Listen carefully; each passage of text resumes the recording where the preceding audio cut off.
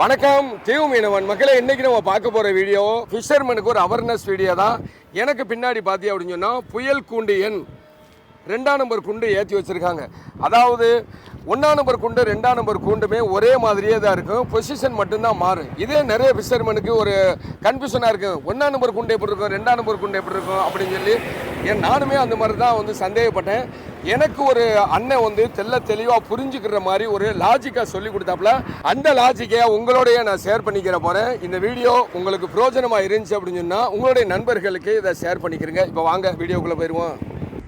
அப்புறம் மக்களே, நம்ம சம்பவம் என்ன அப்படின்னு பார்த்தீங்கன்னா, வங்கக்கடலில் மோந்தா புயல்னு ஒன்று உருவாகிருக்கு. அந்த புயல் உருவாச்சுன்னு சொன்னாலே எல்லா மாவட்டங்களையுமே என்ன செய்வாங்க, புயல் கூண்டு ஏற்றுவாங்க. புயல் கூண்டு 1லேருந்து 12 நம்பர் வரைக்கும் இருக்குது. இப்போ நம்ம 2 கூண்டை மட்டும் உங்கள்கிட்ட காட்டினேன். இப்போ நீங்கள் பார்க்குறீ பாருங்க, இந்த கூண்டு 1ஆம் நம்பர் கூண்டு. 1ஆம் நம்பர் கூண்டை நம்ம ஷார்ட்டாக நம்ம அடையாளம் கண்டுக்கிறணும் அப்படின்னா இந்த நம்ம தமிழ்நாட்டு மேலத்தை ஞாபகத்தில் வச்சுக்கோங்க.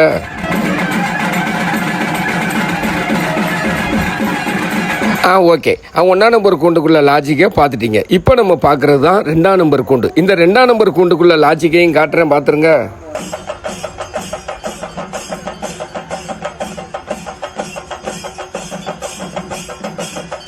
அப்படி எப்படி இருந்துச்சு இப்போ?